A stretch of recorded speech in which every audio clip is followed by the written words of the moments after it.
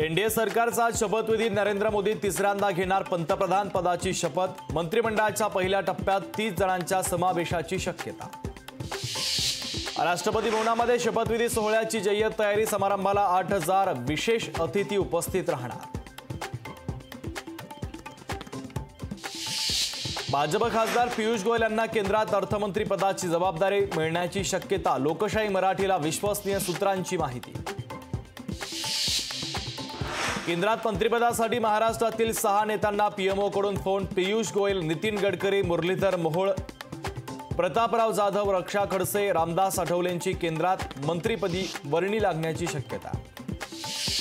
आजच्या शपथविधी सोहळ्यासाठी मनसे अध्यक्ष राज ठाकरेंना निमंत्रण, मात्र राज ठाकरे शपथविधी सोहळ्याला जाणार नाही। मोदी शेवटी कुबड्यांवर आले। एनडीए नावाच्या कुबड्या घेऊन सरकार स्थापनेची मोदींवर वेळ आली। सामनातून नरेंद्र मोदी यांच्यावर हल्लाबोल। मान्सून मुंबईत दाखल झाल्याची हवामान विभागाची माहिती। निर्धारित वेळेच्या 2 दिवस आधीच मान्सून मुंबईत दाखल। सोन्याच्या दरात मोठी घसरण। सोने प्रतितोळा 1400 रुपयांनी स्वस्त। सोने प्रतितोळा 71500 रुपयांवर। T20 वर्ल्ड कपमध्ये भारत विरुद्ध पाकिस्तान महासंग्राम। न्यूयॉर्कच्या नसाऊ काउंटी मैदानावर रंगणार हाय व्होल्टेज सामना।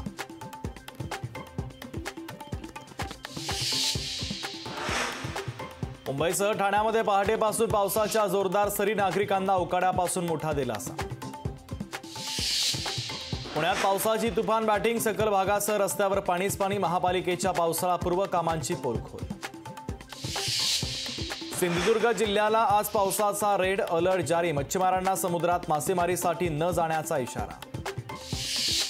वसई विरारमध्ये आज पहाटेपासून पावसाची जोरदार हजेरी। पहिल्याच पावसात सकल भागातील रस्त्यावर पाणीच पाणी।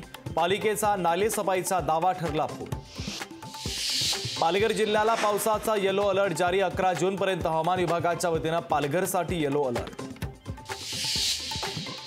कोकण रेल्वे मार्गावरील 3 जलद एक्सप्रेस 7 जुलैपर्यंत दादरपर्यंतच धावणार। सीएसएमटी स्थानकावरील इंटरलॉकिंगच्या कामामुळे एक्सप्रेस दादरपर्यंतच धावणार।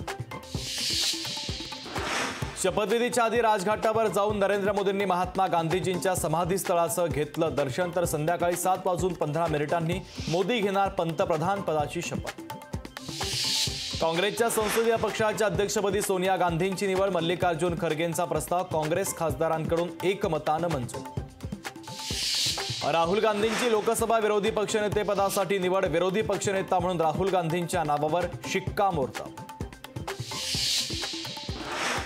मुख्यमंत्र्यांकडे मंत्रिपदातून मुक्त करण्याची मागणी करणार शंभूराज देसाई यांचं कार्यकर्त्यांच्या मेळाव्यात वक्तव्य। देसाईंच्या वक्तव्यानं राजकीय वर्तुळात एकच खळबळ।